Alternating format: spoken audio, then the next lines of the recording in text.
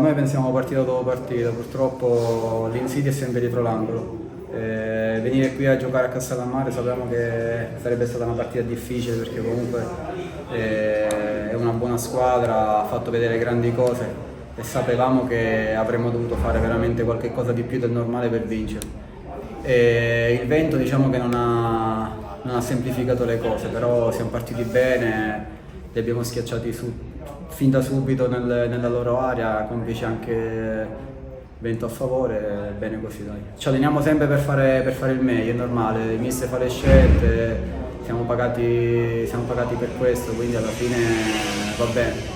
Ho 1 minuto, 90, l'importante è che la squadra faccia quello che deve fare e poi il resto non importa. Dalla mia ottica sembrava che il pallone potesse andare alla sinistra del portiere, poi invece è stata deviata e ha messo fuori tempo lo stesso portiere che la palla poi è entrata alla sua destra, quindi alla fine è stato un tocco decisivo, ripeto, chi segna segna, l'importante è che torniamo a casa con i 3 punti. Per noi è una grande soddisfazione perché comunque in così poco tempo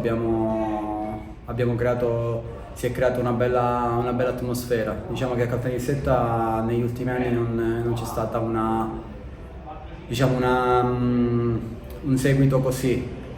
Complice anche la squadra, la società che ha fatto degli investimenti importanti e i risultati si stanno vedendo perché comunque la città risponde bene, la squadra sta facendo quello per cui è stata costruita ed è bello portare tanta gente anche fuori casa.